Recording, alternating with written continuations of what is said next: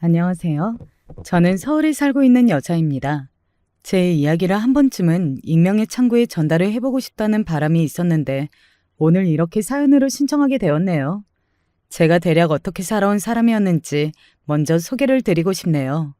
저는 아버지, 엄마, 그리고 여동생까지 네 식구가 단란하고 평범하게 살던 집에서 태어나고 자란 사람이었습니다. 하지만 그런 일상은 제가 중학교를 입학하기 전에 깨졌고요. 저희 집의 가장, 아버지가 돌아가셨기 때문이에요. 제가 초등학교 5학년 때 처음 암 선고를 받으셨어요. 그리고 제가 초등학교를 졸업하고 며칠이 지났을 무렵에 돌아가셨는데 의료사고로 억울하게 떠나셨습니다. 저는 당시에 어렸기 때문에 뭐가 어떻게 돌아가는지 잘 알지 못했던 것 같아요. 그게 두고두고 가슴이 아프네요. 바로 얼마 뒤에 중학교 입학이었죠.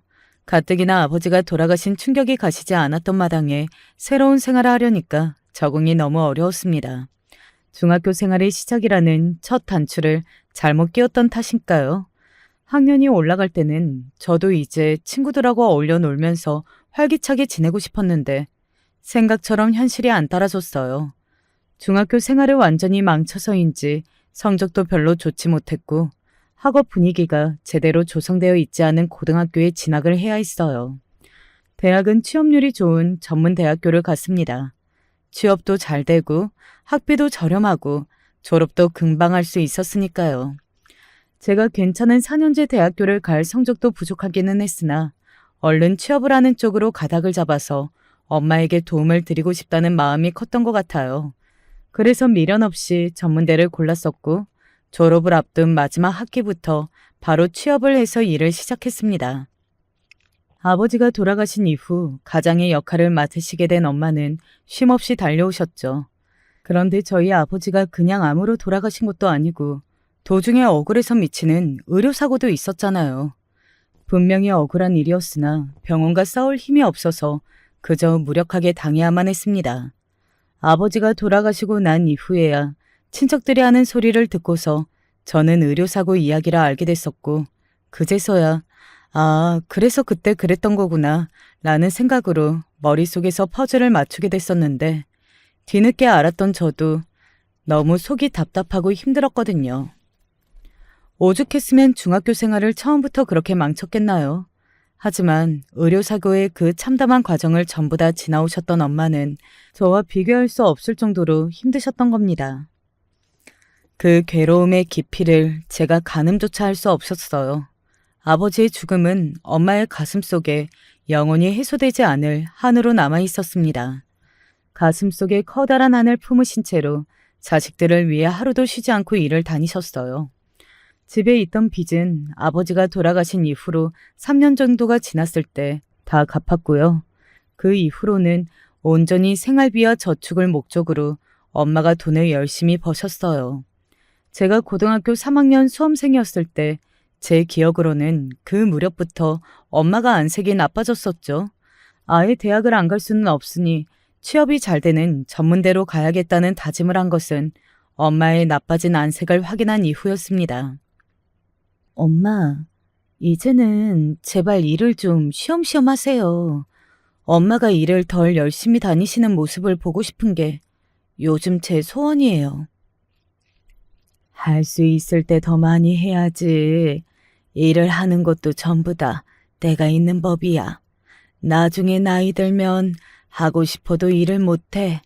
그리고 내 새끼들 시집 보내고 그러려면 열심히 일을 안 다닐 수가 없어. 엄마, 저도 이제 성인이에요. 제 앞가림 제가 하기 시작할 나이가 되었고요. 아직 시집 갈 생각은 전혀 없지만 이 다음에 가게 되더라도 엄마한테 손을 안 벌리고 싶어요. 엄마가 자꾸 고생하시고 힘드신 게 저는 너무 싫은걸요. 네 생각은 그렇다고 하지만 너도 자식 낳아서 길러보면 알 거다. 자식 앞길 위해서라면 부모가 뭘 못해주겠니. 저희 엄마가 연세에 비해 많이 늙어 보이신다는 생각이 들어서 저는 그 순간에 마음이 아프기도 했지만 한편으로는 전적으로 자식들을 위해 주시는 엄마를 제가 두었다는 사실이 너무 행복해서 조금은 기쁘기도 하였습니다. 제가 아직까지도 철이 없었던 것이죠. 제가 취업을 하고 나서 몇 달이 안 됐을 때 엄마가 쓰러지셨거든요. 더 적극적으로 엄마가 일을 무리해서 하지 못하시도록 그렇게 하지는 못할 망정 속으로 내심 저를 위해 열심히 고생을 하시는 엄마의 모습을 기뻐하기나 했었다니 제 자신이 원망스러웠습니다. 일터에 다 도착하셔서는 쓰러지셨던 엄마의 소식을 전화를 듣던 순간에 정말 하늘이 노래지더군요. 앞으로 정말 착하게 살 테니 엄마한테 아무 일도 없게 해달라는 기도를 하면서 병원으로 향했습니다. 도착을 해서 확인을 해보니까 엄마는 과로 때문에 쓰러지신 것이었어요. 입원비가 하루에 얼마인데 내가 이렇게 큰 병원에 입원을 하고 있다니 아휴 이걸 어쩌면 좋아. 입원을 짧게 하신 것 가지고도 한숨을 쉬셨던 엄마였어요. 그러다가 각종 검사를 싹 받으신 뒤 검사비가 청구되었을 때는 착잡해서 어쩔 줄을 모르셨습니다. 괜한 것에 돈을 이렇게 많이 써서 어떻게 하냐면서 저한테 걱정스러운 목소리를 내셨고요. 그런데 검사를 안 했으면 안 됐을 뻔했어요. 엄마의 건강 상태가 전반적으로 다 망가져 있었거든요. 숫자는 거짓말을 안 하잖아요. 검사 결과지에 정확하게 다 나와 있었건만 엄마는 그 내용을 외면하셨습니다. 일을 아예 안 나가시고 한동안 쉬셔야 한다는 저의 당부 또한 못 들은 척 하셨고요. 나 같은 사람은 오히려 쉬면 몸만 더 아파. 좀이 쑤셔서 안 돼. 집구석에서 놀기만 해봤자 머릿속에 잡생각만 들어서 그게 더 힘들걸. 이제는 일을 나가는 게 습관이 된 지 오래라서 쉬는 생활을 하고 싶어도 못해. 그렇게 말씀하시면서 엄마는 기어이 쓰러지셨던 그날 이후로 딱 일주일 만에 다시 일을 나가셨습니다. 식당 일이었고요. 그리고 불과 며칠도 안 지나서 엄마는 그 현장에서 화상을 크게 입으셨습니다. 사고였죠. 팔팔 끓던 육수 냄비가 그만 확 엎어졌는데 엄마의 목과 팔을 그대로 강타했던 거예요. 불행 중 다행히 하나 있었다면 그건 목 부근이 크게 안 다쳤다는 것입니다. 만약에 팔보다 목에 더 큰 화상을 입었다면 정말 큰일이었을 거라고 병원에서 그러더라고요. 병원으로 달려가서 엉망이 된 몰골로 누워 계신 엄마를 보자마자 눈물이 쏟아졌고 엄마 또한 고통 속에서 신음을 하시면서도 저를 알아보시고 함께 우셨습니다. 엄마는 저에게 미안해서 어쩔 줄 몰라 하셨고 저는 또 엄마에게 죄송해서 미칠 지경이었죠. 이만하길 천만 다행이라고 그렇게 생각하자고 서로를 다독였던 것 같아요. 그러다가 수술 날짜가 됐었을 때 엄마는 의연한 척을 하시던 것을 내려놓고 다시 눈물을 흘리셨죠. 여태까지 번 돈이 이렇게 날아가는구나. 나는 대체 어떻게 되먹은 년이길래 인생이 이따위로 박복한 걸까? 엄마가 통곡하시는 것을 막을 도리가 없는 제가 한심하고 무력하였습니다. 발 한쪽이 팔 쪽 부분을 중심으로 녹아내려서 일의 수술로는 어림도 없었어요. 수술이 추가적으로 더 필요했고요.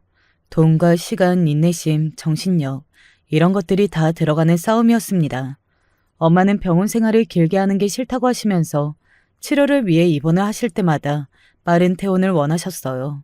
저는 엄마가 얼마나 심적으로 힘드실까 싶어서 웬만하면 비위를 다 맞춰드리고 있었지만 자꾸 그러시니까 저도 사람인지라 한 번은 화가 확 나더라고요. 엄마, 저도 힘들어요. 다친 엄마만 힘든 게 아니라 저도 힘들어서 미치겠다고요. 저도 노력 중이에요. 그런데 엄마가 빨리 적극적으로 임하셔서 하루빨리 나으실 생각을 해야지. 왜 자꾸 퇴원 이야기나 하시면서 비협조적으로 구시는 거예요? 빨리 안 낫고 싶으세요? 저를 얼마나 더 힘들게 만들고 싶으셔서 그래요.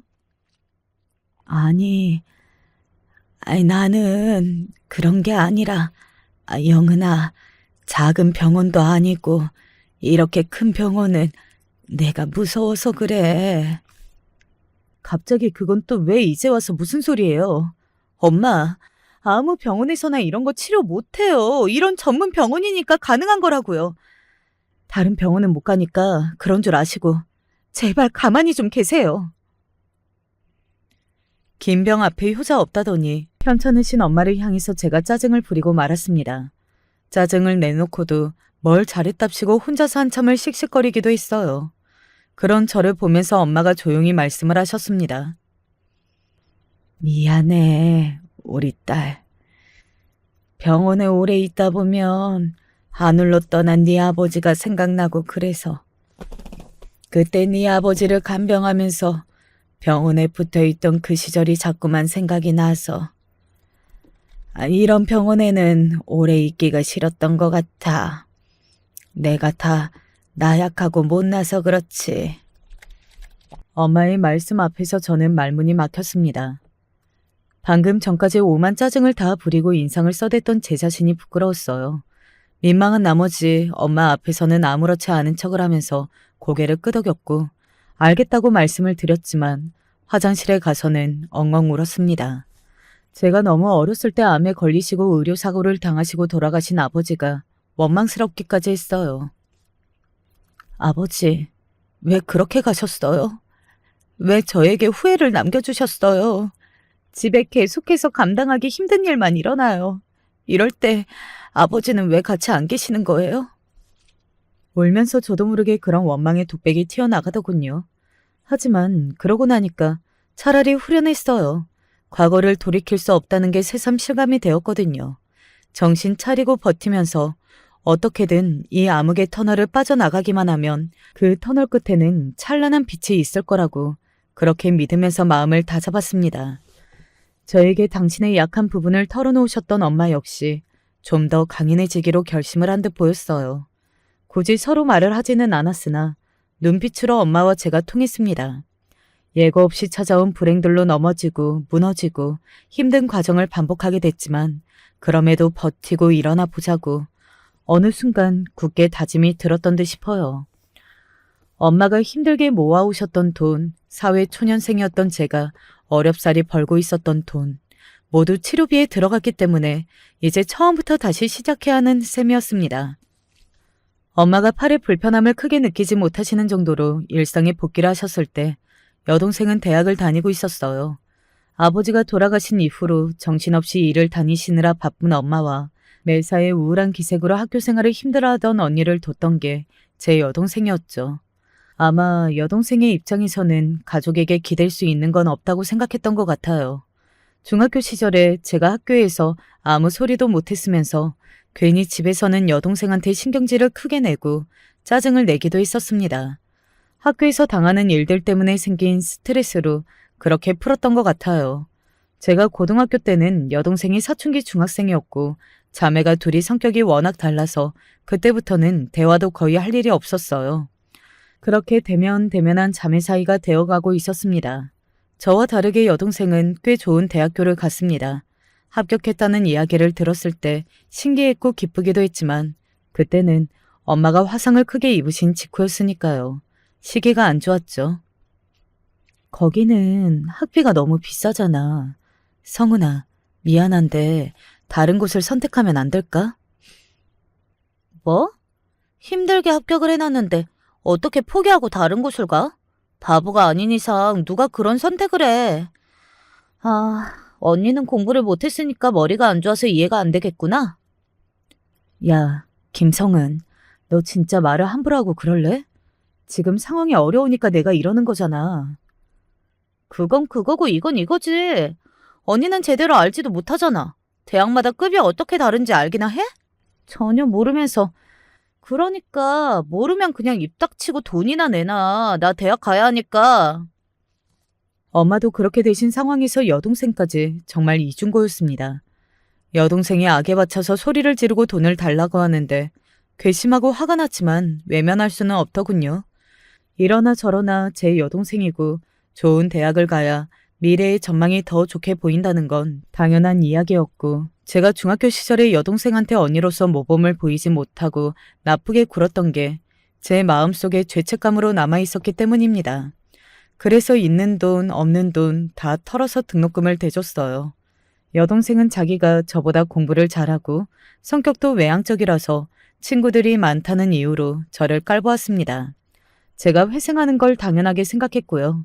아버지도 안 계시고 엄마도 편찮으신데 그럼 제가 가족을 위해서 희생하는 게 당연한 거 아니겠냐는 듯이 여동생의 성격이었습니다. 이 일을 그만둘 수는 없으니까 직장에 얽매여 있으면서도 엄마의 치료 때문에 항상 신경을 써야 했고 때때로 제가 도저히 시간을 맞출 수가 없을 때가 있었는데 그럴 때는 여동생에게 엄마를 부탁했어요. 병원에 함께 가달라거나 병원으로 가서 엄마를 좀 챙겨드리라거나 그런 부탁 말입니다. 내가 왜 그래야 돼? 그건 언니가 하는 일이잖아. 나는 내일 중요한 업무가 있어서 시간을 못 뺀다고 말했잖아. 다른 것도 아니고 엄마를 좀 챙겨달라는 건데 너는 그게 그렇게나 하기가 싫어? 하기가 싫다기보다 짜증이 나니까 그렇지. 언니가 왜 시간을 못 빼? 얼마나 수준이 덜 떨어진 직장을 다니면 그러는 거냐고. 고작 그런 곳에 다니는 게 내 입장에서는 이해가 안 되고 정말 쪽팔려. 야, 너 말 다 했어? 네가 쪽팔린다고 하는 그 직장에 내가 꾸역꾸역 다녀서 엄마 치료비도 되고 우리 집 생활비도 거기서 쓰고 너한테 용돈도 주고 그러는 거야. 너도 졸업하고 취업을 해보면 알게 될 거야. 직장에서 돌아가는 상황이 아무 때나 시간을 빼고 싶다고 해서 절대 뺄 수가 없어. 억지로 눈치 봐가면서 그렇게 하는 것도 한계가 있는 거야. 너는 내 사정도 모르면서 자꾸 말을 그렇게 할래? 너 대학 좀 좋은 데 다닌다고 기고만장하는데 제발 취업도 꼭 그렇게 좋은 데로 가라. 꼭. 언니가 안 그래도 나는 취업 잘할 거거든? 나는 언니처럼은 안 살아. 우중충하고 구질구질하게. 그렇게 살 바에는 차라리 인생을 포기하는 게 낫지. 여동생이 신랄하게 저를 조롱했습니다. 그 앞에서는 제가 코웃음을 치면서 그래, 너 아주 잘났다 한마디 해줬는데 돌아서서는 울었습니다. 가장 큰 상처는 가장 가까이 있는 사람에게서 받는 것 같더라고요. 너무나도 괴롭고 힘들었습니다. 이런 시련도 결국은 다 지나갈 것이라는 믿음을 가지고 정말 억지로 견뎠죠. 힘을 내시는 엄마를 보고 있자면 제가 그 어떤 것도 포기할 수 없다는 마음이 피어오르기도 하였고요. 그러다가 정말 깜짝 놀랄 만한 일이 있었습니다. 제 여동생이 대학을 졸업할 때쯤 건강검진을 받았어요. 엄마가 한번 받으라고 하시는 걸 여동생이 귀찮고 시간 들고 돈 든다면서 거절했었는데 옆에서 지켜보던 제가 화가 났었죠. 네 나이에 딱히 건강 걱정을 할 일이 없으니까 받을 필요성을 못 느낀다는 건 알겠어. 근데 엄마한테 그렇게 싸가지 없이 굴어도 돼? 네가 뭐가 그렇게 잘났어? 왜 둘 다 나한테 지랄이야? 사람 좀 가만히 내버려두면 안 돼? 귀찮아 죽겠어. 등록금 받아먹고 때마다 용돈 타갔던 주제에 네가 그렇게 말을 할 자격이 있다고 생각해? 알았어. 받으면 되잖아, 받으면. 성질 더러운 여동생이 홧김에 건강검진을 받겠다고 했던 것입니다. 그러자 원래 별 생각이 없던 제가 괜히 신경이 쓰이기 시작하더라고요. 이왕 받는 거라면 좋은 곳에서 더 다양한 검사를 받는 게 낫지 않을까 싶어서 여러 곳을 알아보다가 괜찮은 곳으로 예약을 제가 잡아주었습니다. 그런 곳에서 검진을 받게 되었다는 것에 여동생은 놀라는 눈치였죠. 돈이 어디 있다고 그래? 맨날 돈 없다고 한숨이나 쉬면서. 툴툴거리기는 했는데 그게 왠지 저에게 화를 내는 기색이 아니어서 그냥 두었네요. 저조차도 어린 나이의 여동생에게 굳이 왜 그렇게 자세하고 좋은 건강검진을 받게 했는지 이해를 할 수 없었는데요. 그냥 이상하리 많지 그렇게 하고 싶었어요. 그런데 다 이유가 있었더라고요. 암? 내가 암이라고?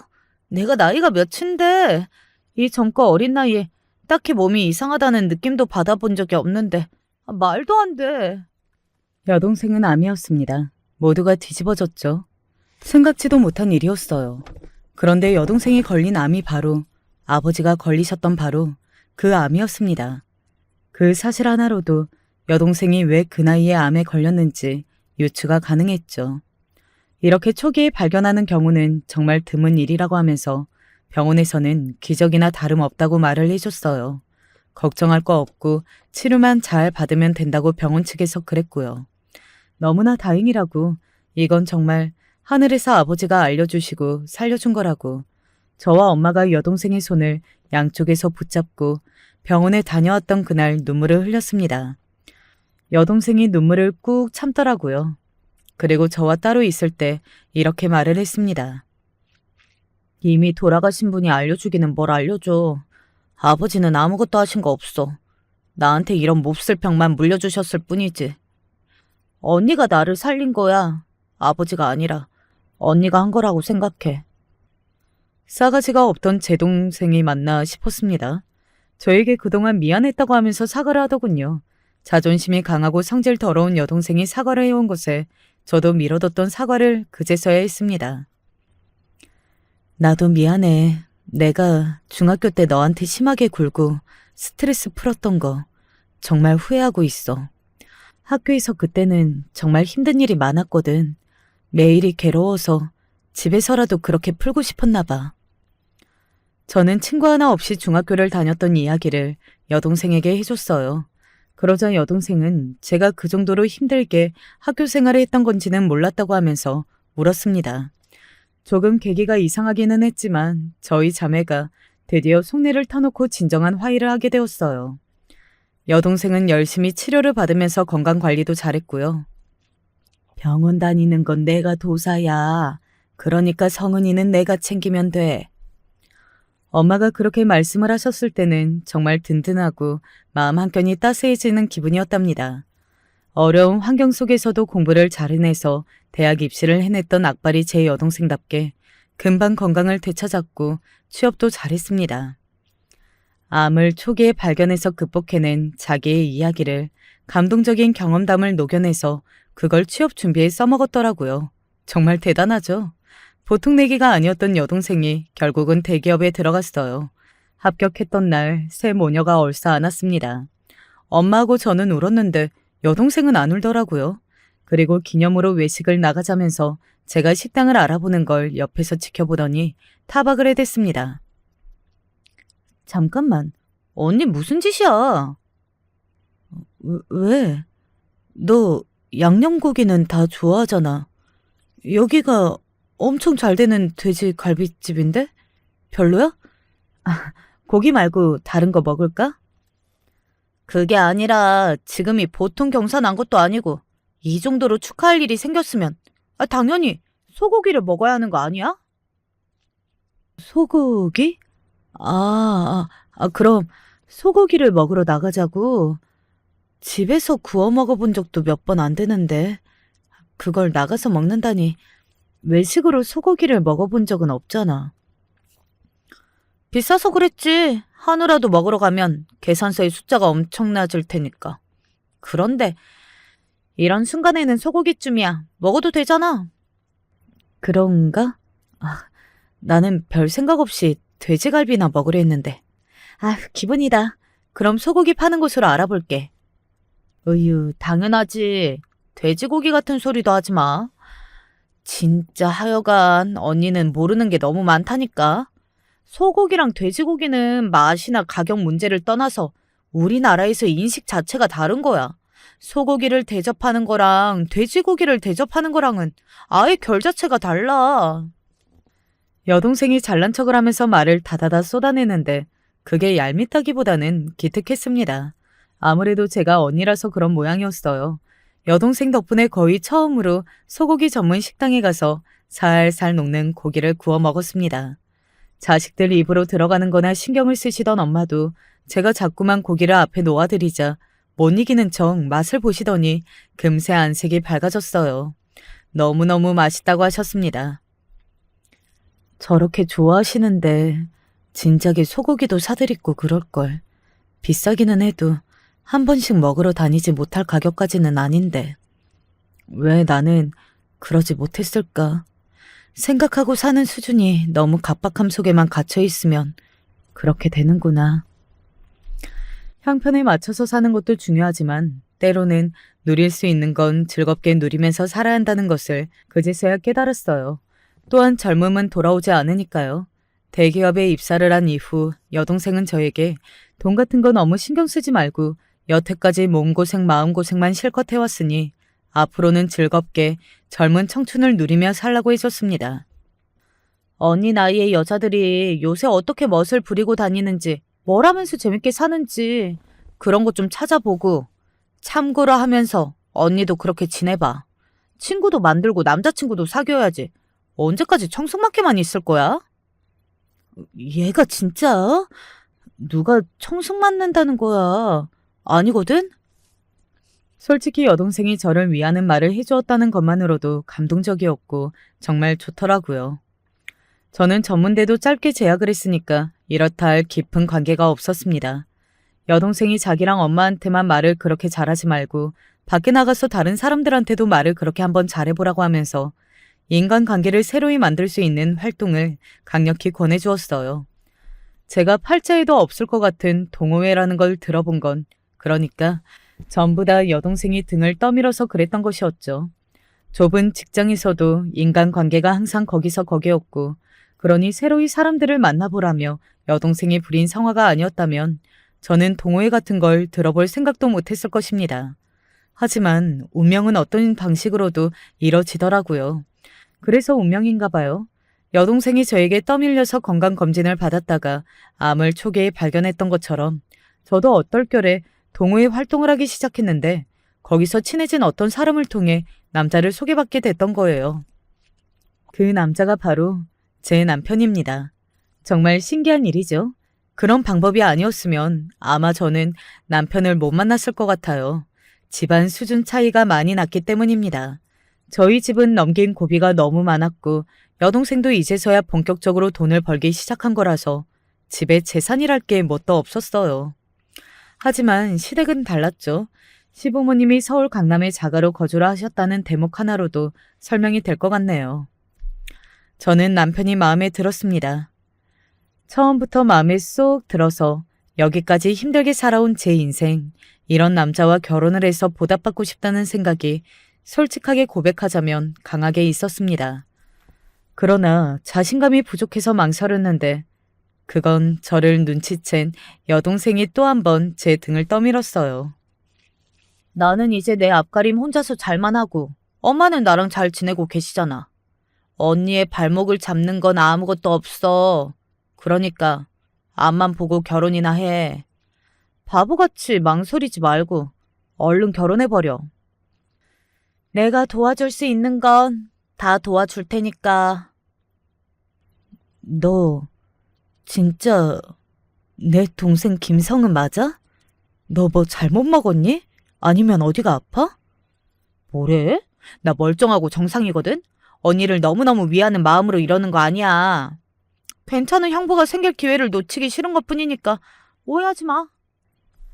자존심 강한 여동생이 그렇게 낳아준 것이 귀엽고 고마웠습니다. 그래서 용기를 얻었고 제가 적극적으로 굴어서 남편과 결혼을 하게 되었어요. 앞서 말했듯 시댁의 수준이 제 친정보다 훨씬 좋았습니다. 남편이 3남매 중에서 둘째인데요. 첫째인 아주버님은 역시 장남이 최고라는 소리를 듣는 분이셨습니다. 시아버지께서 일찍이 해오신 작은 사업장을 물려받으셨고요. 대학도 잘 나오신 분이며 원래는 졸업 후에 중견기업에 들어가셨던 인재이기도 합니다.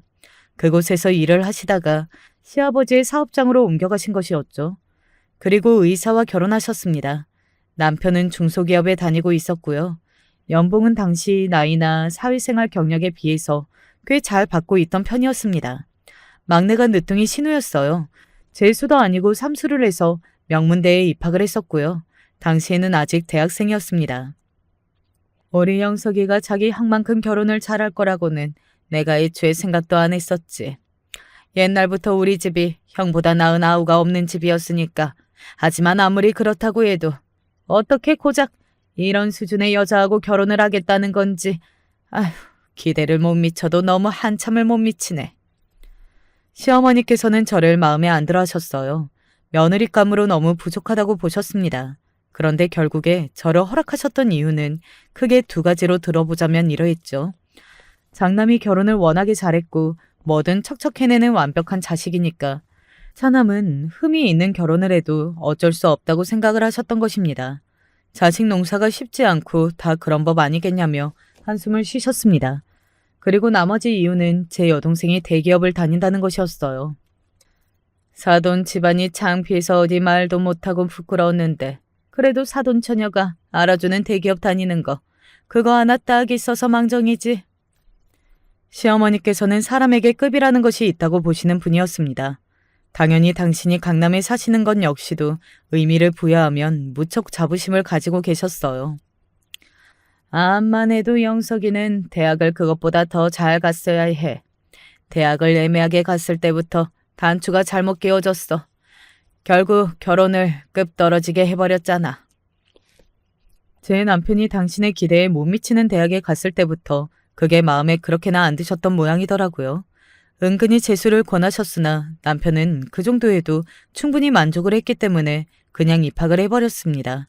막내인 신우이가 굳이 명문대를 가기 위해서 삼수까지 해야 했던 것은 어쩌면 남편이라는 설레가 있었기 때문일지도 모르겠네요. 저는 전문대를 나온 사람이었고 당연히 시어머니께서는 이 점을 못마땅해 하셨습니다. 전문대 따위나 나왔으면서 당신의 아들과 결혼하겠다는 게 제가 전생에 나라를 구한 증거라고 하시더군요. 칭찬이 아니라 한껏 비꼬시는 것이었죠. 그래도 항상 결론은 장남 부부가 든든하고 보기 좋으니까 괜찮다고 하시는 것이었습니다. 장남 부부가 워낙 잘났으니 부족한 처남 부부는 눈엣 가시라 하더라도 그러려니 하시겠다는 의미였어요. 잘나신 아주버님과 형님에게 고마워해야 하는 일인 건지 알 수가 없었네요. 원래 집안에는 장남이 잘해야 하는 거야. 장남이 바로 서야 그 집안이 잘 되는 거지. 우리 집은 장남이 잘해서 걱정이 없어. 맏며느리도 어쩜 의사일까?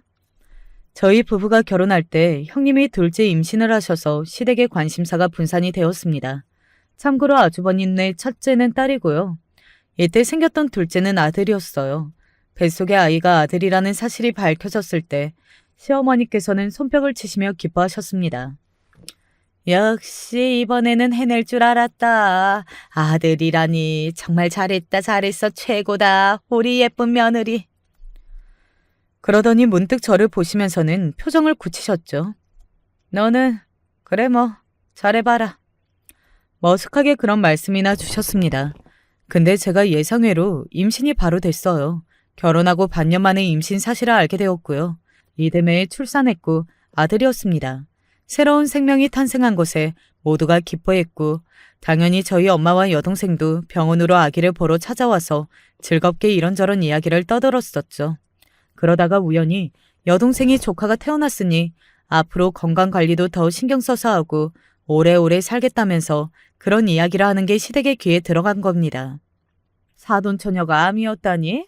그럼 암으로 돌아가셨다던 부친에 이어서 그 딸까지? 그거 완전히 가족력 아니야. 그렇다면 설마 우리 손자한테도 영향이 있는 거 아니야? 아닐 거예요, 어머님. 우선 제가 문제없이 건강한걸요? 그걸 어떻게 믿니? 아무튼 불안해. 느낌이 안 좋아. 이래서 피를 잘 타고 나야 하는 건데. 시어머니께서 말씀을 무척 기분 나쁘게 하셨습니다.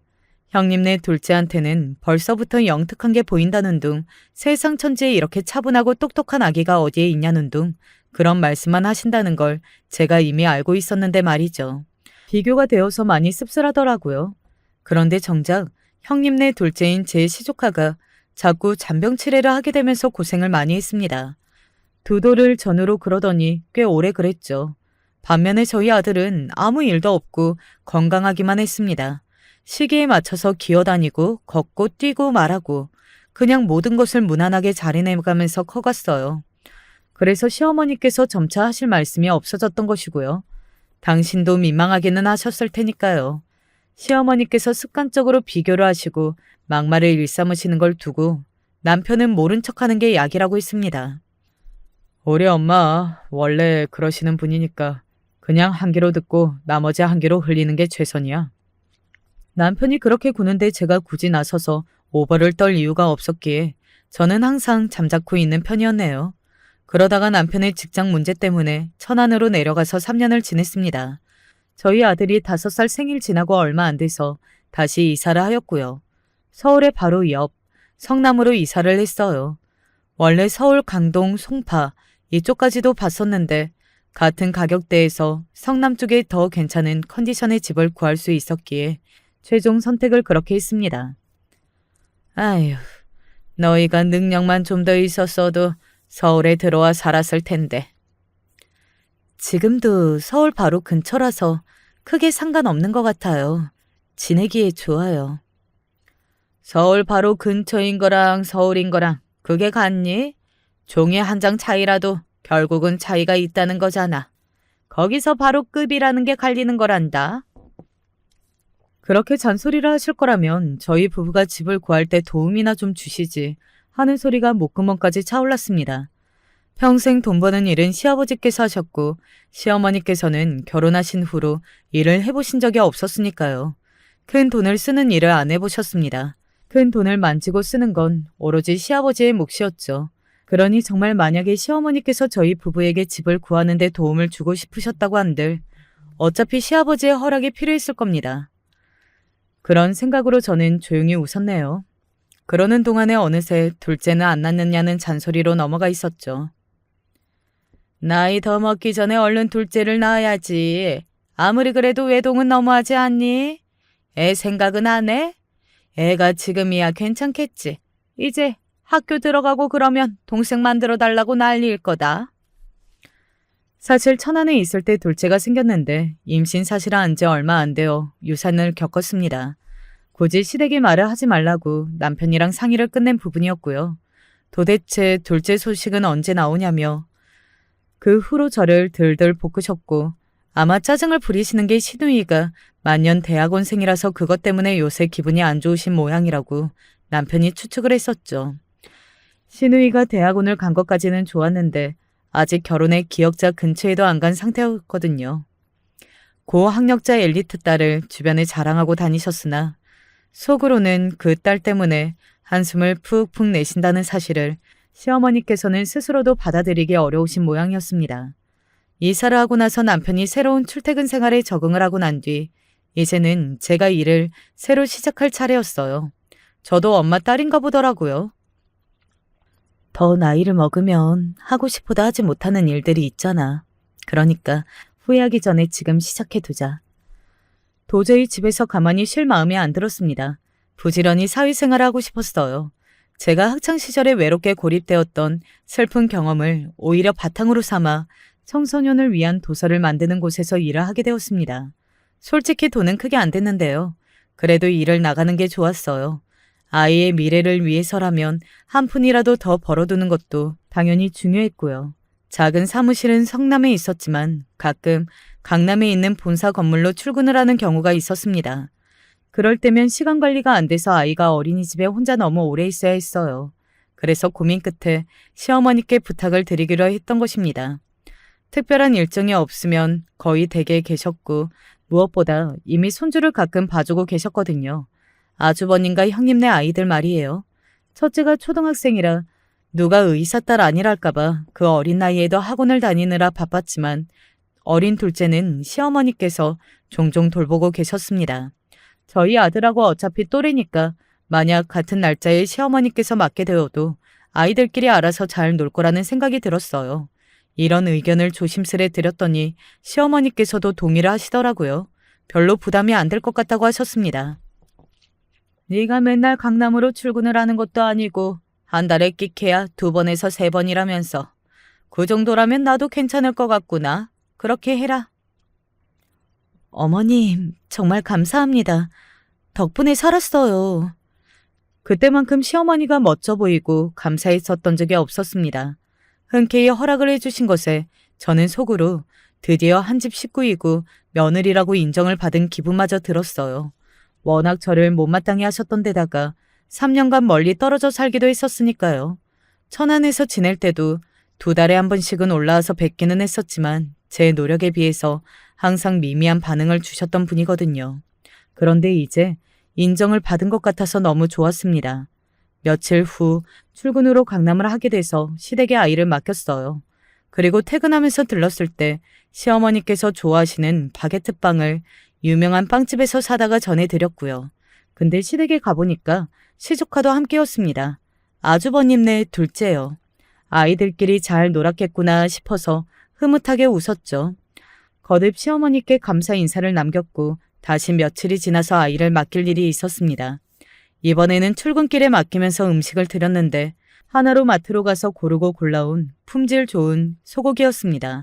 아이스팩에 감아서 가지고 온 걸 드리니까 이게 웬 한우냐고 하면서 엄청 기뻐하시더라고요.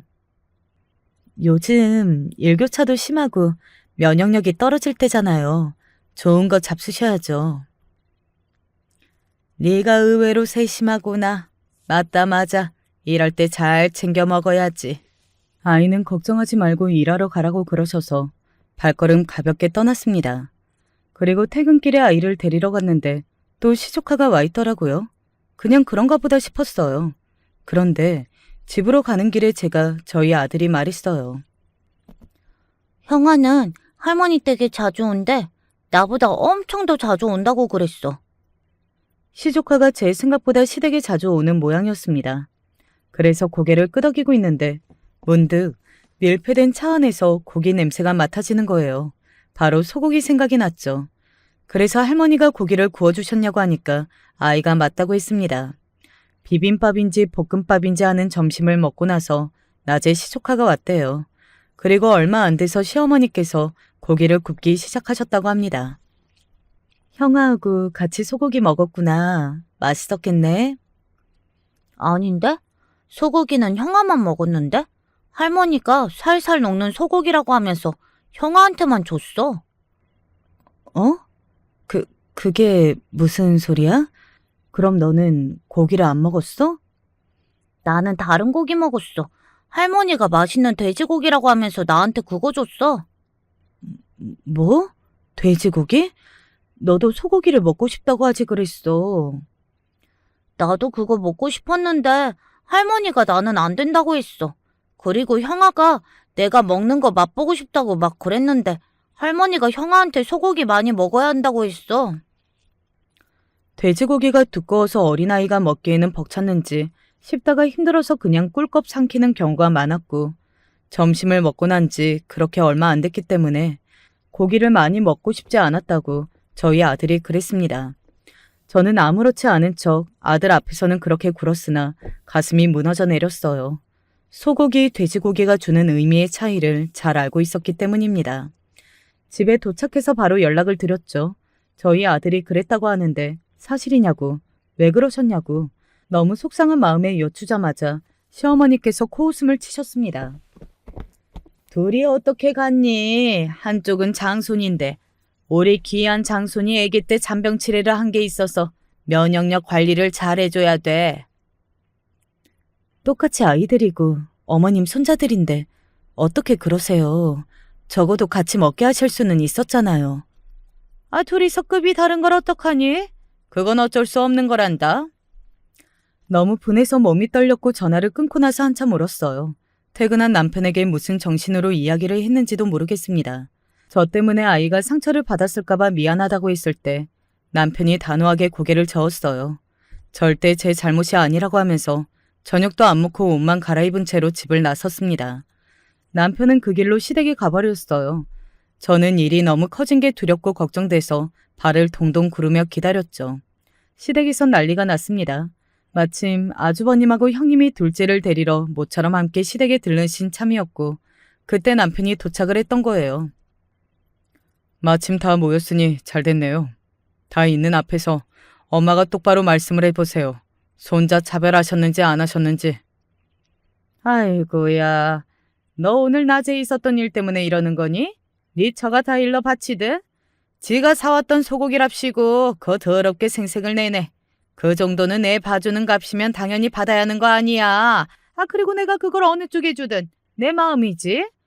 영서가, 너는 나를 원망 마라. 네가 부족한 차남이기는 해도 네 처가 조금만 더 잘난 사람이었어도 내가 이렇게까지는 안 했다. 그놈의 장남 처남, 이제 다 지겨워요. 지긋지긋합니다. 엄마의 그 헛소리가 설마 제 자식한테까지 이어질 줄은 몰랐습니다. 이제 다 때려치워야 할 때가 온 것 같네요. 때려치우다니, 너 태도가 그게 뭐야? 오늘부로 영 끊고 살겠습니다. 시어머니께서 딱 얼어붙으셨고 멀찍이 앉아 관망하시던 시아버지께서 놀라서 자리에서 일어나셨어요. 그리고 아주버님께서는 남편을 달래려고 드셨고요. 형님은 그저 난감한 눈치였다고 하더군요. 아, 임마, 섭섭한 게 있어도 말로 풀어야지. 가족끼리 이러기냐? 됐어. 형이 언제는 내 신경을 쓰기라도 했어? 아니면 이제 와서 훈수 두지 마. 나는 지금 농담하는 것도 아니고 그럴 기분도 아니야. 그 어느 때보다도 진심이야. 남편이 살벌한 눈빛을 남긴 후 돌아서자마자 시어머니께서 신음을 하시며 바닥에 주저앉으셨습니다. 시아버지께서 엄하게 부르고 계셨지만 남편은 뒤도 안 돌아봤고요. 집에 오자마자 있었던 일을 저에게 알려주면서 시댁이 없어도 괜찮겠냐고 저에게 조심스럽게 물어봤습니다. 제가 울면서 남편을 끌어안고 대답했죠. 당연하지. 나는 괜찮아. 내가 못나고 부족한 여자라서 그게 당신한테 나는 미안할 뿐이야. 저랑 남편이 끌어안고 울면서 이런저런 이야기를 서로에게 다 쏟아냈는데요. 남편이 제가 생각했던 것보다 훨씬 더 그 속에 담아둔 자기 가족들에 향한 서름이 많았더라고요. 이렇게 돼서 차라리 후련하다고 했습니다. 시댁에 벌어진 일을 알게 된 엄마와 여동생도 난리가 났죠. 우리 예쁜 손자 강아지를 왜 차별해 왜? 그거 아주 웃기는 양반이었네. 감히 우리 언니를 그렇게나 낮잡아 보다니. 어디 두고 봐. 두 사람 다 눈이 뒤집혀졌고요. 엄마는 그 이후로 사위사랑은 장모라는 말을 적극적으로 실천하시는 분이 되었습니다. 그런 엄마 덕분에 남편은 정겨운 손맛이라든지 따스한 인정을 느껴볼 수 있었고요. 여동생은 사귀던 남자친구와 결혼 준비에 들어갔습니다. 여동생은 변호사를 만나고 있었죠. 그것도 그냥 변호사가 아니라 엄청난 엘리트 집안의 변호사요. 소고기 사건 때문에 남편이 절연을 선언했던 이후 저희 쪽에서 먼저 숙이고 들어올 거라 예상을 하셨으나 전혀 그렇지 않자 시어머니께서는 초조해지셨습니다. 왜냐하면 시아버지께서 화가 나셨거든요. 집구석 관리를 어떻게 하고 자식을 어떻게 키웠길래 이 모양 이 꼴이야? 당신은 꼴랑 그런 거나 잘하면 되는 건데 겨우 그것도 못해? 그래서 자존심을 접어두시고 저에게 연락을 하셨어요. 아들이 아니라 며느리에게 연락을 하시다니 이거 참 씁쓸한 웃음이 날 일이었죠. 저희는 아무 문제 없이 너무나도 잘 지내고 있다고 말씀을 드렸어요. 시어머니의 정중한 사과가 있어야 하고 그리고 다른 시댁 식구들 또한 그 사과에 동의한다는 뜻을 밝히지 않는 이상 제가 굳이 남편을 설득해서 다시 가족들과 잘 지내볼 수 있도록 만들지 않을 거라고 알려드렸고요. 뭐 또 안 되는 게 우리 집안을 쥐락펴락하려고 해? 그러자 시어머니께서는 몹시 화가 나신 목소리로 전화를 끊으셨습니다. 하지만 아쉬운 쪽이 움직이게 되어 있으니까요. 시어머니의 사주를 받고서 아주버님과 형님 두 분이 번갈아 가면서 저희 부부에게 자꾸 연락을 해댔죠. 그러면서 자연스레 소식이 전해졌던 거예요. 제 여동생의 엄청난 결혼 소식 말입니다. 그리고 남편이 사위사랑이 넘치는 엄마 덕분에 너무나 즐거운 나날을 보내고 있어서 아주 행복해하고 있다는 것도 모두가 잘 알게 되었죠. 충격에 휩싸인 시댁에서 시어머니를 필두로 사과를 해오기 시작했습니다. 내가 일부러 그런 것도 아니었고 생각을 잘못하는 바람에 어쩌다 보니 부족하게 굴었구나. 내가 진심으로 뉘우치고 반성을 하고 있다. 내가 다시는 그런 일이 없을 거야. 제발 한 번만 다시 기회를 줄 수 있겠니? 남편과 상의를 한 끝에 못 이기는 척 사과를 받기로 하였습니다. 하지만 그 이전처럼 저희 부부가 저자세로 구는 일은 결코 없었죠. 굳이 쓸데없이 시댁을 가는 일도 없었고요. 잘 지내보자고 하면서 아주버님과 형님의 애들까지 데리고 웬일로 저희 집에 방문을 하신 적이 있었는데 그때 딱 제 여동생이 왔었거든요. 생긴 것만 봐도 완장 차는 거 좋아하고 요새 떠는 거 좋아하게들 생기셨네. 일부러 두 사람 들으라고 그렇게 중얼거리더라고요. 여동생의 성질은 정말 못 말렸습니다. 아주버님과 형님은 얼굴이 빨갛게 달아오른 채로 애써 못 들은 척을 하셨고요. 아무튼 그 이후로는 시댁의 그 어떤 무례도 겪지 않으면서 아주 무탈하게 지내고 있답니다. 안녕하세요. 하루하루 힘들지만 열심히 살아가려고 노력 중인 한 가정의 가장입니다. 우연치 않게 사연 채널을 접하게 되면서 저희 장모님 이야기를 해보면 어떨까라는 생각에 사연을 보내게 됩니다. 저희 귀여운 장모님 이야기 끝까지 들어주실 거죠? 장모님은 제가 처음 아내랑 결혼할 적부터 혼자서 살고 있으셨습니다. 아내가 어렸을 때 장인어른이 좋지 않은 이유로 스스로 세상을 등졌기 때문이었죠. 그 이후로 장모님은 새로운 사람을 만날 생각도 안 하고 그저 아내를 키우느라 열심히셨다고 합니다. 아내는 중고등학생이 됐던 시절부터 장모님이 본인 신경 쓰지 말고 장모님이 좋아하는 취미도 찾고 새로운 사랑을 만나기를 바랐다고 했지만 장모님이 그런 쪽으로는 워낙 뚝심이 깊으신 분입니다. 정말 취미생활 하나 없이 한눈도 안 팔고 매일같이 일, 집안일, 일, 집안일만 반복을 했다고 해요. 장모님, 취미생활도 없으셔? 우리가 찾아봐드리면 어때? 아니야, 내가 해도 소용없었어. 우리 엄마지만 정말 독하다니까, 독해. 내가 그렇게 좀 재밌게 지내시라고 해도. 아내가 종종 혀를 내두를 정도였는데 사위인 제가 봐도 장모님은 무엇을 하셔도 그렇게 재밌거나 즐거운 티를 내지 않는 분이셨어요. 정확히는 인생에 별로 즐거움이 없어 보였다고 해야 하나? 어쩐지 이렇게 이야기하니까 조금 예의 없어 보이긴 하는데 실제로 저랑 아내랑 결혼하고 난 뒤에 아내가 장모님 걱정을 하도 많이 해서 제가 장모님 사시는 동네 근처에 문화센터 같은 곳도 이것저것 알아보았습니다. 요새는 나이 드신 분들이라고 해도 취미생활 하나 정도는 가지고 있잖아요.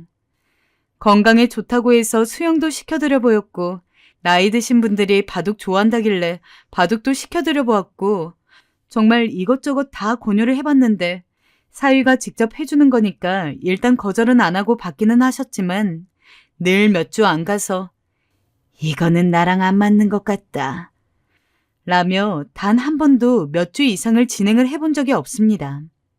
심지어 저희 장모님 그 흔한 텔레비전 드라마도 잘 안 보는 분이세요. 아니 저희 엄마만 해도 정말 매일같이 보는 드라마가 하루에 두세 개씩은 있을 정도라 하루 종일 리모컨을 놓지를 못하는데 저는 정말 드라마를 안 보는 노인분은 장모님이 처음이었습니다. 장모님, 원래 드라마도 잘 안 보셔? 우리 엄마 TV 자체를 아예 안 봐. 저거 TV 놔드린 것도 내가 집이 너무 휑하다고 어떻게든 우겨서 놔드린 건데. 봐봐. 지금도 그냥 장식품으로 있잖아. 장모님이 저희한테 심심하다고 토로하거나 매일 투정을 부리는 것도 아니었지만 사이된 도리로서 장모님 걱정이 안 될 수가 없었습니다. 그래서 때로는 아내보다도 더욱더 장모님이 좋은 취미 생활을 찾을 수 있게 해드리려고 노력을 했습니다. 나이 드신 분들이 나가는 친목 모임까지도 알아봐드렸고요. 하지만 어쩜 장모님 철벽이 그리도 대쪽 같은지 이걸 해도 시큰둥 저걸 해도 시큰둥 하는데 더 이상 저로서도 어떻게 할 방법이 없더라고요. 하지만 예상치도 못한 상황에 장모님이 거의 본인의 인생을 다 바칠 정도로 좋아하는 것이 생겼습니다.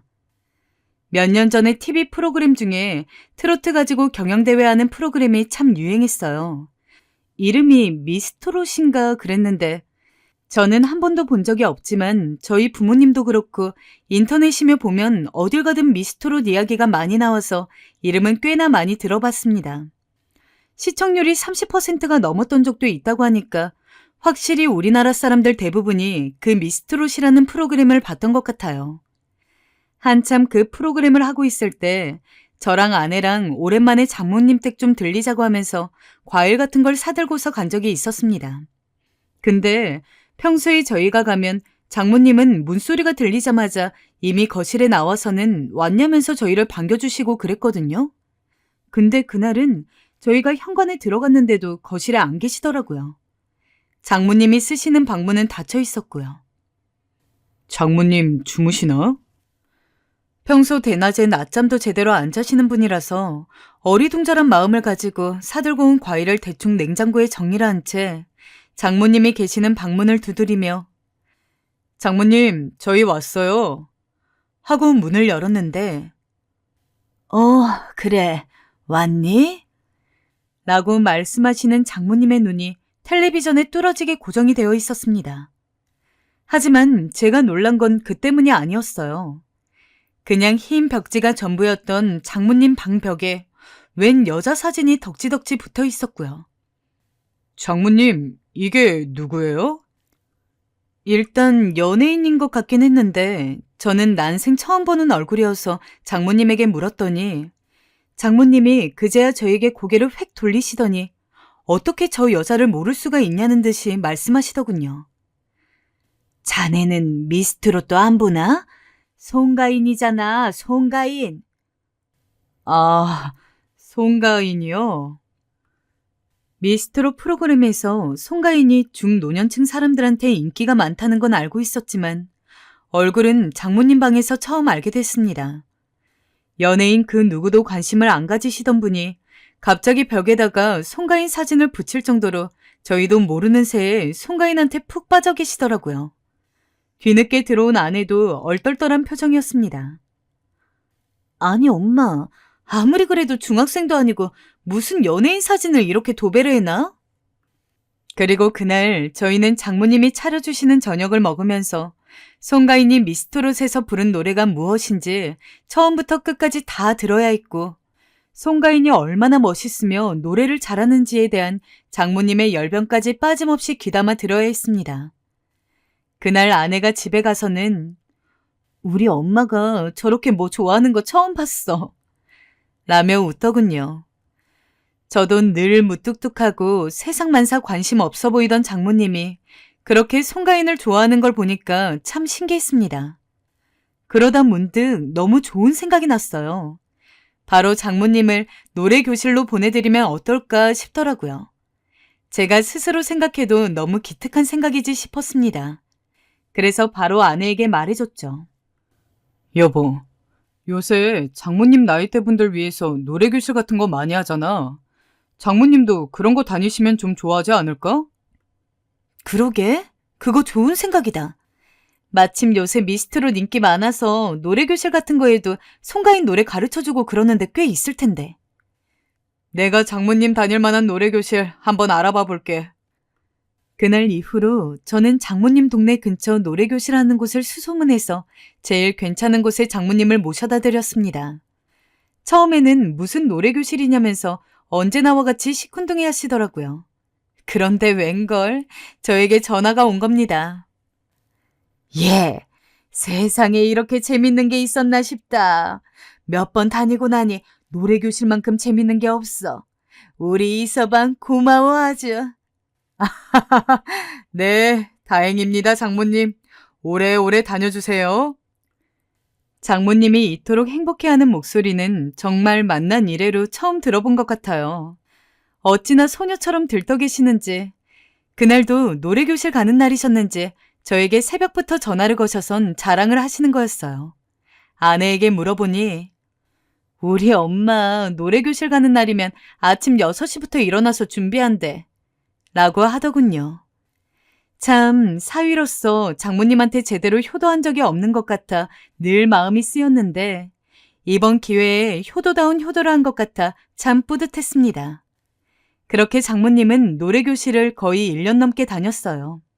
다니는 내내 장모님 얼굴은 늘 행복에 젖어 계셨고 목소리는 늘 하이톤이셨어요. 저희가 올 때면 노래 연습을 하고 계시는지 이런저런 노래 부르는 것 같은 목소리가 현관문 밖까지 들렸고요. 근데 그렇게 잘 다니던 우리 장모님에게도 위기가 한번 찾아왔어요. 장모님도 그 때문에 어쩔 수 없이 한동안 노래교실을 못 갔던 때가 꽤 있었는데 정말 금단 현상이 온 것처럼 구시더군요. 얼마나 상심에 빠져 계시던지. 아휴, 노래교실에 가야 하는데. 저희가 집에 와 있는데 혼잣말로 저런 이야기를 하시며 한숨을 푹푹 쉬어댔습니다. 장모님, 곧 규제 완화되면 다시 가실 수 있을 거예요. 조금만 기다려보세요. 아니, 근데 안 가면 노래 실력이 상할까봐 그러지, 내가. 장모님은 무슨 대회라도 준비하시는 건지 실력이 상한다며 걱정까지 하셨어요. 그러니 무슨 말로 장모님을 위로해도 장모님에게 먹히지가 않았어요. 그런 나날들이 계속되자 아내도 좀 걱정스러워하고 저도 장모님이 보기 안쓰러워서 한 가지 묘안을 냈습니다. 요새 집에서도 노래방을 만들 수가 있거든요. 마침 장모님 댁이 주택이기도 하고 주변에 가까운 곳에 사람이 살지는 않는 데다가 방음도 나쁘지 않아서 블루투스 마이크랑 장모님이 평소 쓰시는 컴퓨터에다가 노래방 플레이어를 깔아드렸습니다. 장모님, 이거 이렇게 하면은 노래 반주 나오거든요. 이거 맞춰서 마이크에 대고 노래 부르시면 점수 측정도 되고 좋아요. 노래 교실에 나가실 수 있기 전까지는 아쉽기는 해도 이걸로 노래 부르면서 지내시면 될 것 같아요. 아이고, 뭘 이렇게까지 해. 됐어. 안 해도 돼. 아니에요. 한번 해보세요. 제가 먼저 한 곡 뽑아볼게요. 처음엔 장모님은 쑥스럽다는 듯 바로 손사래를 쳤어요. 늙어서 무슨 주책이냐면서요. 허나 제가 직접 마이크도 켜드리고 반주를 틀어서 한 곡 불러드리니 장모님이 얼마나 좋아하시는지. 그 이후로 한동안은 장모님 댁에 가면은 저나 아내나 장모님이 좋아하는 트로트 한 곡조를 뽑으면서 함께 놀았습니다. 사실 장모님이 무뚝뚝하기는 해도 사위라고 대면대면하고 깐깐하게 구는 분이 아니었고 어떻게 보면은 진짜 친아들처럼 잘 대해주셨기 때문에 저도 편하게 장모님 댁에서 그렇게 지내고 올 수 있었던 것 같아요. 하지만 장모님은 이상하게 저희 앞에서는 한 번도 노래를 부르지 않으셨어요. 제가 장모님은 왜 노래 안 부르세요? 라고 하면은 언제나 부끄럽다고만 이야기를 하셨죠. 나중에 내가 실력 더 쌓아서 불러줄게. 장모님 노래를 꼭 들어야 하는 것도 아닌 만큼 그냥 그런가 보다 하고서 저랑 아내만 열심히 노래를 불렀으니 장모님 댁에만 다녀오면 목이 쉴 정도였어요. 그러다가 코로나가 좀 나아진 뒤로는 인원이 줄기는 했지만 그래도 장모님이 꾸준히 노래교실에 나갈 수 있어서 저희도 좀 더 편하게 장모님이 노래교실에서 즐겁게 시간을 보내시는 걸 지켜볼 수 있었죠. 그러던 어느 날이었습니다. 일이 터지고 말았습니다. 정확히 3개월 정도 전이었던 것 같아요. 퇴근하고 들어온 아내가 헐레벌떡 저에게 오더니 오빠 미치겠어. 엄마 가수할 거래. 제2의 김연자, 송가인이 될 거라면서 지금 음반 내겠다고 난리야. 라고 하더군요. 송가인이야 장모님한테 들어서 알고 있었다만 김연자는 또 누군지. 검색을 해보니까 아모르 파티 노래 정도는 저도 들어봤더라고요. 아무튼 아내가 그렇게까지 열을 내면서 저에게 이야기를 하는데 솔직히 장모님이 요새 노래교실 잘 다니신다는 건 알고 있었지만 갑자기 웬 음반인지 어리둥절했습니다. 게다가 저는 장모님이 부르는 노래를 한 번도 듣지 못했지만 아내 말로는 장모님이 노래를 못하는 편이라고 했거든요. 장모님 노래 못 부른다고 하시지 않았어? 엄마가 노래교실에서 실력이 엄청 늘었나 봐. 사람들이 음반 내라고 난리래.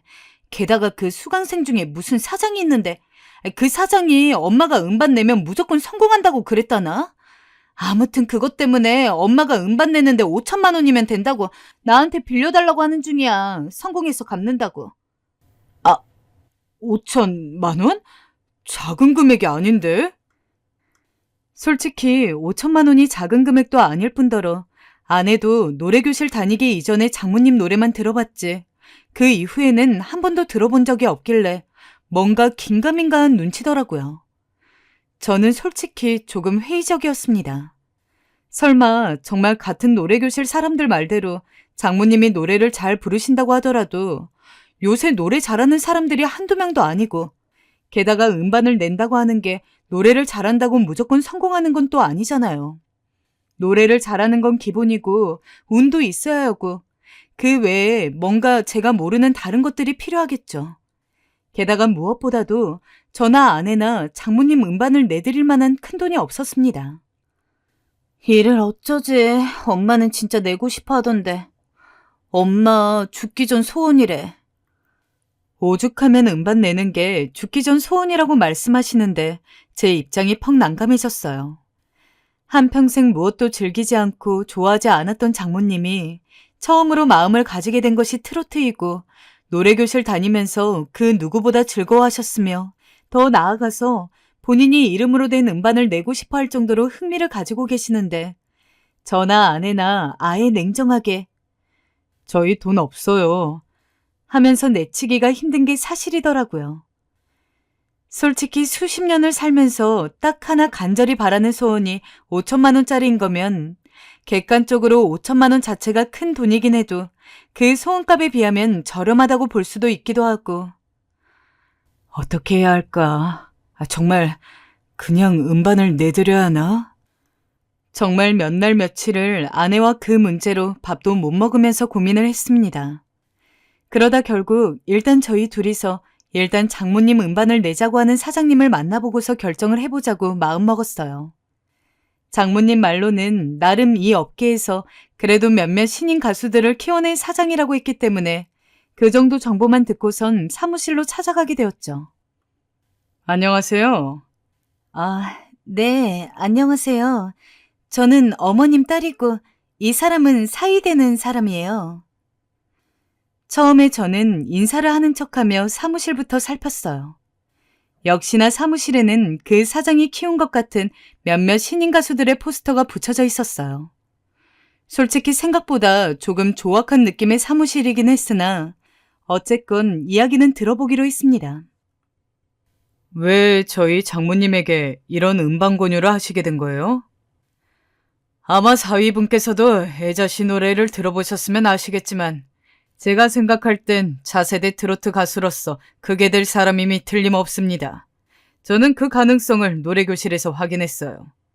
따님분, 어머니 평소에 수줍음도 많으시고 낯도 가리시죠? 네? 네. 근데 노래만 하시면 그 끼가 아주 폭발을 해버립니다. 주변 사람들 눈이 다 휘둥그레질 정도로요. 대중을 장악할 수 있는 끼와 실력을 다 갖춘 사람, 그런 사람 흔치 않거든요. 저는 애자씨와 함께 일하면 아마 제2의 아모르 파티를 낼 수 있을 것 같아 애자씨를 선택하게 되었어요. 제 입장에서도 나름의 투자예요. 근데 그게 음반을 낸다고 다 알려지는 것도 아니고 성공하는 것도 아닐 텐데 사실 저희는 그보단 그냥 어머니 소원이라 들어주고 싶은 거거든요. 네, 좋은 가족분들이시네요. 그런데 아시겠지만 한번 가수로 알려지고 나면 그 다음부턴 들어오는 물에 노젓기예요. 돈이 쑥쑥 벌리죠. 행사도 많이 잡히고 좋게 투자하시는 금액의 몇 배는 금방 회수할 수 있을 겁니다. 저희도 그 가능성을 보고 음반을 내드리겠다는 거고요. 어째 말을 들으면 들을수록 아내는 점점 더 그 사장의 말에 빠져드는 느낌이었어요. 처음엔 소원 성취해드리겠다며 간 것이었지만 사장에게 트로트 가수로서 성공하면 어떻게 되냐며 이것저것 막 물어보고 그러더라고요. 반면 저는 사장의 말을 들으며 음반 회사 운영하는 사람이라면 누구나 할 수 있는 말 정도라고 생각했어요. 그리 썩 신뢰가 가진 않았고요. 특히 구석구석 사람이 오가지 않은 것 같은 먼지가 쌓인 사무실을 보아하니 영 기분이 찝찝하더라고요. 그런데 그런 저도 살짝 홀렸던 것이 화려하게 치장한 여자가 사무실로 방문했는데 자기 소속사 가수라고 하더라고요. 그러면서 인사를 시키는데 저도 모르게 이름을 물어본 것 같아요. 뭔가 정말 어느 정도 인지도 있는 트로트 가수면 믿을 만한 회사라고 믿을 수 있을 것 같았거든요. 근데 그분이 이름을 알려주는데 세상에 인터넷에 쳐보고도 저도 안 해도 그만 경악을 했지 뭡니까? 그 사람은 트로트 가수로서 꽤 유명한 사람이었어요. 세상에, 웬일이야? 그런 회사에서 우리 엄마 가능성을 봤다고? 우리 엄마 진짜 트로트 가수 되는 거 아니야? 그러게 말이야. 이거 진짜 대박인데? 저와 아내는 흥분을 감추지 못했어요. 솔직히 음반을 내드리는 건 정말 장모님이 음반을 성공을 해가지고 큰 돈을 벌 거라고 생각해서 그런 건 아니었어요. 장모님이 그토록 간절하게 원하시는 것이기 때문이었죠. 근데 막상 저희도 이런 일을 겪으니 가슴이 들뜨더라고요. 그 길로 저희는 장모님께 연락을 드렸습니다. 회사에 다녀오시는 걸 알고 있던 장모님은 저희가 하는 이야기를 그대로 전해 듣곤 집으로 오라 하시더군요. 저희의 결정을 듣고 싶은 거였죠. 사실 당시 저희의 마음은 이미 정해져 있었습니다. 그래도 괜히 놀래켜드리고 싶어 일부러 우울한 얼굴을 하고 있다가 5천만 원을 지원해드리기로 했다고 말씀드렸습니다. 그랬더니 장모님의 얼굴빛이 세상 환해지시면서 역시 예상대로 너무 좋아하시더군요. 아이고, 고맙네, 고마워. 미진아, 너무 고맙다. 엄마 정말 열심히 해서 성공할게. 성공해서 우리 사이 차도 바꿔주고, 저기 뭐야, 너 명품백도 하나 사주고, 엄마가 다 해주마. 고맙다, 고마워. 내가 무슨 말년에 이런 복이 있는 건지. 장모님은 눈물까지 글썽이셨고 제 손을 꼭 부여잡으며 제가 이 집에 처음 왔을 때 추억까지 끄집어내시면서 고맙다는 말을 전하셨어요. 저도 그런 장모님의 반응을 보니 뿌듯해졌죠. 어디서 돈을 구해야 할지 머리는 복잡했지만 말입니다. 그리고 장모님 집을 나오면서 돈을 빌릴 수 있는 몇몇 사람들을 생각해 보았어요. 대출받을 수 있는 방법도 생각해 보고요. 허나 난관은 여기부터더라고요. 장모님께 말은 해놓았는데 근데 여보, 우리 대출은 좀 무리인데 다른 방법은 없나? 네, 돈 빌릴 때가 막막해진 겁니다. 장모님이 이 사실을 알게 되면 너무 실망하실 것 같고 어째야 하나 고민이 깊어졌어요. 장모님은 하루가 멀다 하고 저희에게 전화 오셔선 노래를 연습하고 있다고 하시는데 말이죠. 어떡하면 좋지, 여보? 내가 우리 엄마 아빠한테라도 얘기해볼까? 아니야, 괜히 시어머니는 안 좋게 보실 것 같아. 그러던 중 반가운 소식이 들렸습니다. 바로 장모님의 오빠분이 장모님을 지원해주기로 한 거였어요. 옛날부터 네 엄마가 노래 하나는 기똥차게 잘했다며 아내에게 말씀하신 걸 전화 넘어 들었는데 저도 모르게 입가에 미소가 스르르 번지더군요. 가족 모두가 장모님을 위해 이렇게 나서는 모습이 참으로 좋아 보였습니다. 또 장모님도 너무 행복해 하시고요. 엄마가 꼭 잘 될게, 미진아. 엄마도 참. 엄마 그냥 편하게 해, 편하게. 우린 그런 거 기대 하나도 없으니까.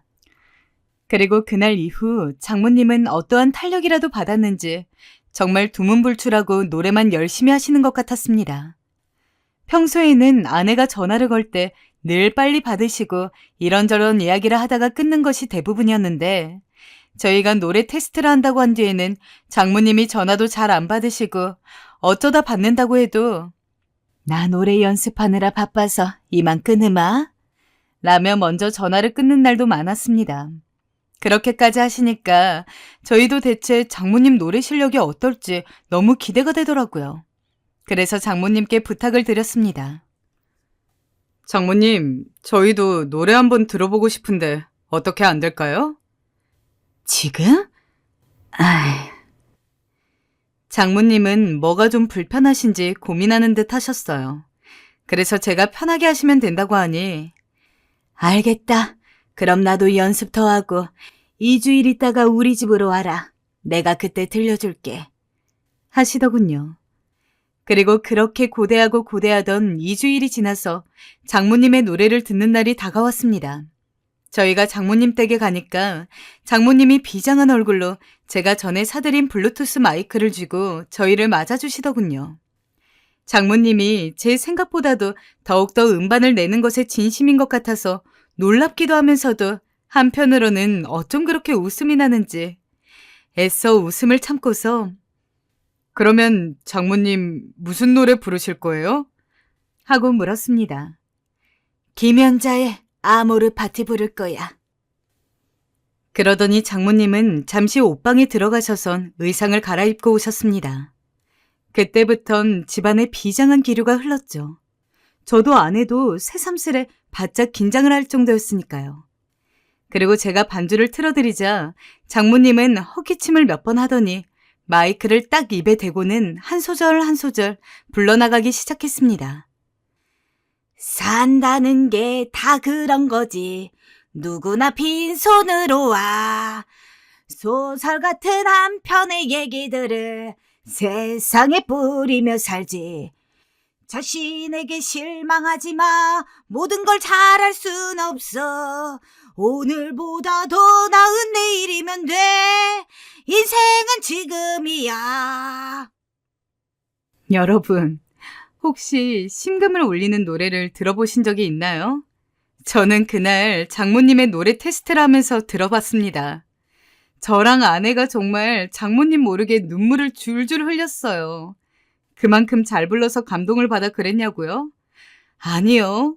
상상 이상으로 너무 못 불러서 웃겨가지고 눈물이 나왔습니다. 저는 사람이 웃다가 눈물이 난다는 걸 한 번도 이해를 해본 적이 없었는데 장모님 덕분에 이해할 수 있었어요. 장모님이 장난으로 그러시는 게 아니라 정말 그 누구보다도 진지하게 부르고 계신다는 점에서 더욱더 웃긴 걸 견딜 수가 없었습니다. 제가 잘은 몰라도 무대 매너만큼은 어지간한 가수 뺨칠 정도로 저희 장모님이 대단하셨습니다. 노래가 클라이막스로 갈수록 장모님은 더욱더 흥에 취해서 눈까지 지그시 감고 고개를 막 꺾여가며 심취해서 노래를 부르고 계셨고, 그러면 그럴수록 저와 아내는 졸지에 팔자에도 없는 웃음 참기 대회라도 출전한 것 같았습니다. 빰빰빰, 클라이막스 직전 특유의 반주가 흐르고 아모르 파티! 장모님의 아모르 파티라고 크게 외치면서 덩실덩실 춤까지 추시는데 결국 저는 더 이상 장모님을 쳐다보지 못하고 고개를 돌려 웃었습니다. 진짜 음정 받자가 처음부터 끝까지 하나 맞는 게 없고 고음도 잘 못하셔서 매 소절마다 삑사리가 나는데 참 듣기 힘든 와중에도 장모님 무대 매너가 너무 웃기더라고요. 장모님은 노래를 부르느라 저랑 아내가 본인 노래에 그렇게까지 웃음을 터뜨렸는지 전혀 모르는 상태로 결국 끝까지 완창을 하셨습니다. 어때? 괜찮지 않니? 솔직히 노래를 듣는 중에는 장모님이 너무 못하다 보니까 저는 장모님이 저희를 웃기기 위해서 저러시나 하는 생각이 들었어요. 하지만 노래를 끝난 뒤 보인 장모님의 표정은 정말로 자신의 노래에 무척이나 만족을 했고 진짜 스스로가 잘 부른다고 생각을 하는 느낌이었죠. 마치 장모님은 TV 오디션 프로그램의 참가자, 저와 아내는 심사위원이 된 듯한 분위기였습니다. 장모님, 장난치시는 거 아니죠? 제대로 불러보세요. 정말 혹시나 싶어서 일부러 표정을 싹 굳히고 장모님한테 더 이상 장난하지 말고 제대로 불러보시라고 이야기를 해드렸지만 장모님은 여전히 어리둥절한 표정이었습니다. 뭐가 말이니? 이 정도면 잘 부른 것 같은데 더 필요하니? 아, 무대 매너가 좀 부족했니? 아이, 그건 내가 힐을 안 신어서 그래. 구두라도 신으면 더 꺾여지거든. 아, 그게 아니라 장모님. 그 순간 정적이 흘렀습니다. 저랑 아내랑 둘 다 대체 장모님에게 어떤 식으로 말을 해야 할지 그 짧은 시간 내에 정말 말을 고르고 또 골랐습니다. 그리고 번뜩 김 사장의 얼굴이 제 머릿속을 스쳐 지나갔어요. 사기꾼, 그놈은 사기꾼이었어요. 장모님 노래 실력이 저 정도인데 무슨 음반을. 거기에 속았던 저도 아내도 모두 바보였습니다. 하지만 돈을 입금 안 했으니 그건 그렇다 치고 문제는 장모님이었죠. 잔뜩 들떠 계시는 장모님은 자신의 노래 실력을 모르고 계시니까요. 일단 아무리 생각해도 음반까지 내기로 마음을 먹으신 이상 씁쓸하지만 누구보다 냉철하게 현실을 알려드려야겠다고 생각을 했습니다. 그래서 제가 총대를 맸습니다.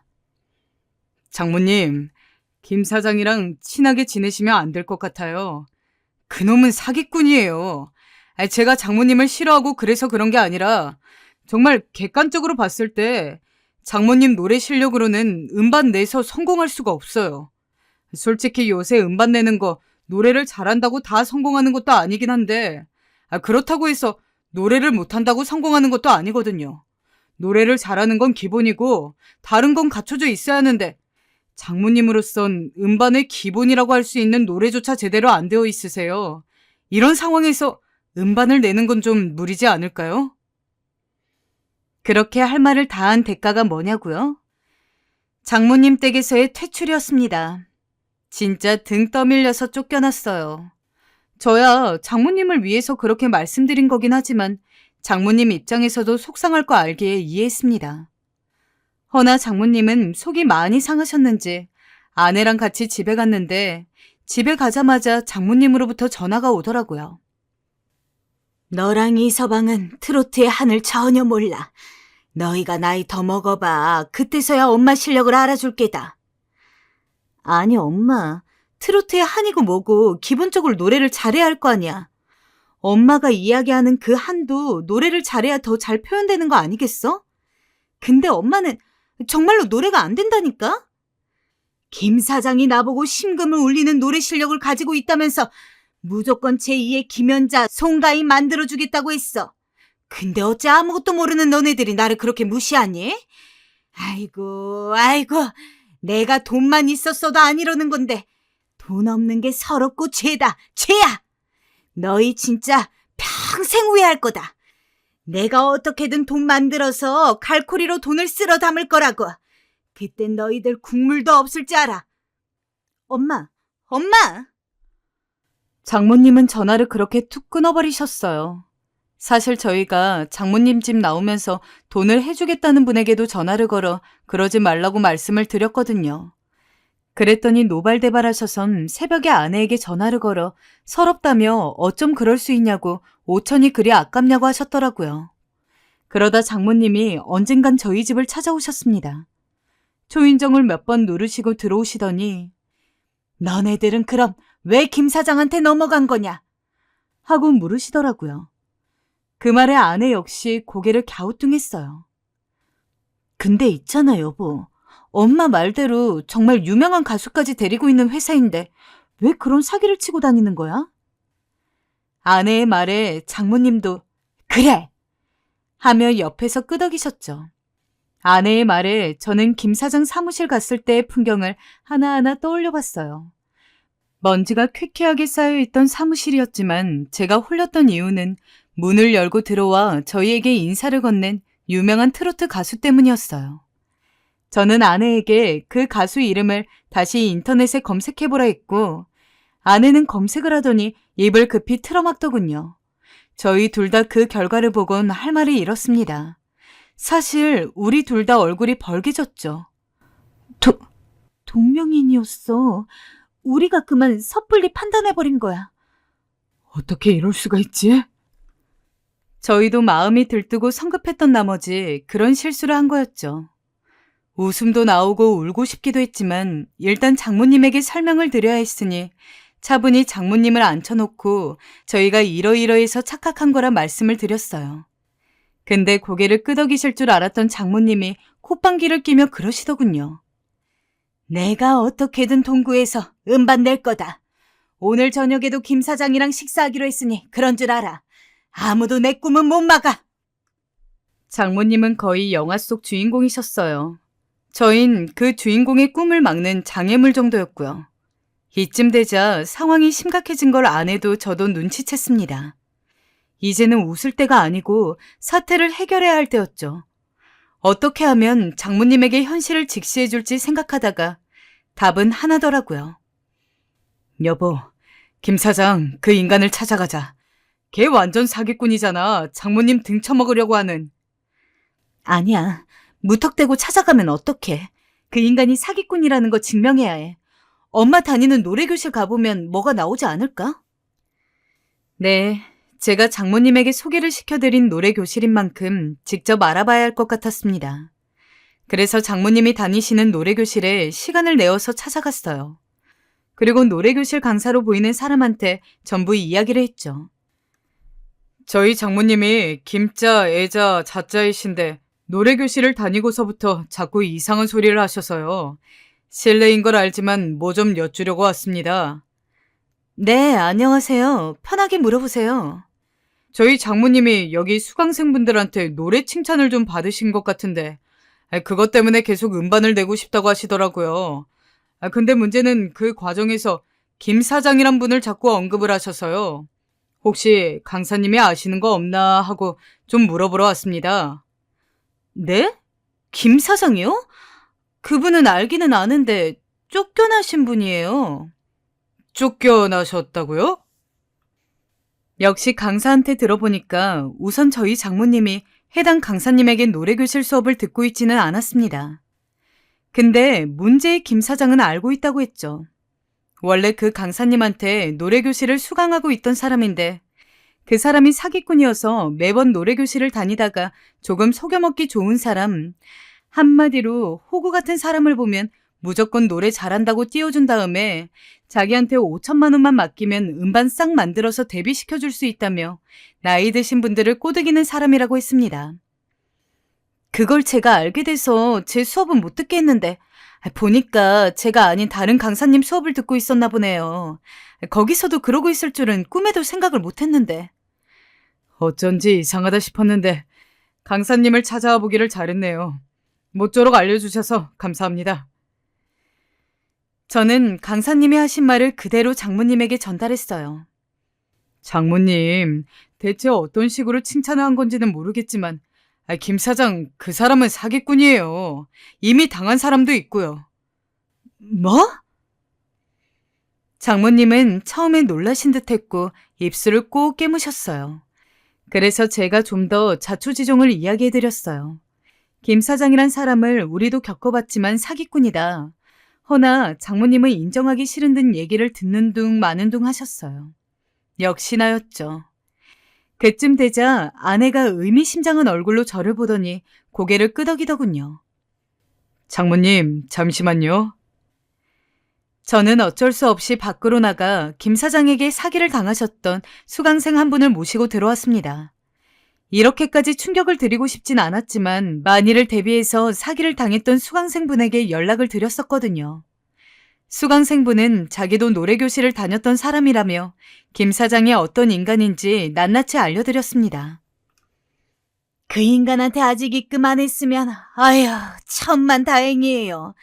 그놈 그거 완전 사기꾼이에요. 이 바닥에서 소문이 자자해요. 나도 애자씨처럼 속아서 큰돈 입금했다가 날리고 집에서 남편한테 쫓겨날 뻔했어요. 아휴, 어쨌든 애자신 이런 현명한 자식들이 있으니 참으로 다행이에요. 진짜예요? 정말 그 김 사장이 사기꾼이에요? 네, 그렇다니까요. 장모님은 그 말을 듣더니 어쩐지 급하게 실망한 얼굴이 되어버리셨고 알겠다며 그제야 인정을 하셨습니다. 저희는 고맙다고 하고 수강생분을 바래다 드렸고요. 그런데 그 후 장모님 안색이 조금 안 좋으시더군요. 그냥 현실만 받아들이면 문제가 해결될 줄 알았는데 장모님은 이상하게 우울감에 빠지셔선 이렇게 중얼거리시더라고요. 나는 내가 노래라도 잘하는 줄 알았는데, 에휴, 꿈이 물거품이 됐다. 그러더니 엄청 경험적인 목소리로 내가 미안하다. 세상 물정을 너무 몰랐나 보다. 이 나이를 먹고서. 라며 저에게 사과를 하셨죠. 엄마, 괜찮아. 지금부터 연습하면 되지. 사기 안 당한 게 어디야. 아내가 나름의 위로를 했지만 장모님은 기운이 없으시다며 이제 가달라 하셨어요. 현실을 직시하면 모든 게 해결될 거라 생각했는데 제 지혜가 짧았던 건지 갑자기 장모님이 다른 방면으로 걱정이 되기 시작했죠. 아내 말론 장모님이 잠도 잘 못 주무시고 노래도 더나 안 부르신다 하시고 그러던 찰나 도저히 안 되겠다 싶어 저만 장모님 댁을 방문하게 되었습니다. 그런데 현관 밖에서부터 장모님의 노랫소리가 들려오는 겁니다. 알고 보니 우리 장모님 열심히 노래 연습하고 계셨던 거죠. 그걸 저에게 들키자 장모님은 이서방, 여긴 어쩐 일이야? 하며 당황해 하셨고 저는 웃으며 못 들은 척을 해드렸습니다. 그리고 이런저런 얘기를 나누다 집으로 돌아왔는데 어쨌거나 아내 말과 달리 장모님 상태가 좋으셔서 무척이나 마음이 놓였습니다. 얼마 전엔 장모님이 다른 노래교실로 옮겨달라고 하길래 제가 웃으면서 알겠다고 하고 지금은 장모님에게 더 좋은 노래교실을 알려드려서 거기를 쭉 다니고 계십니다. 거기는 강사분들 실력이 좋으신지 그 이후로도 가끔씩 장모님 노래를 듣고는 하는데 예전보다 삑사리도 덜 나고 음정도 조금 맞춰져 가는 것 같아요. 얘들아, 이번엔 괜찮았지? 그지? 네, 장모님 최고예요. 엄마, 이번엔 진짜 잘 불렀다. 내가 녹음해뒀으니 들어봐. 저희 장모님 노래에 대한 열정이 얼마나 대단한지 몰라요. 나이 들어서도 관심 있는 분야에 열정 가지고 그걸 지켜나가는 거 사실 어려운 일이라 생각해요. 그런데 저희 장모님 이러다 가수 데뷔하는 거 아닌지 모를 정도로 열심히 하셔서 보는 제가 다 뿌듯합니다. 별거 아닌 해프닝이지만 장모님이 귀여워서 한번 정리해서 전해봤는데 어떻게 들으셨는지 모르겠네요. 아무튼 참 귀여우신 우리 장모님 너무 사랑합니다. 그리고 만약에라도 우리 장모님 나중에 음반 내시게 되면 꼭 들어주세요.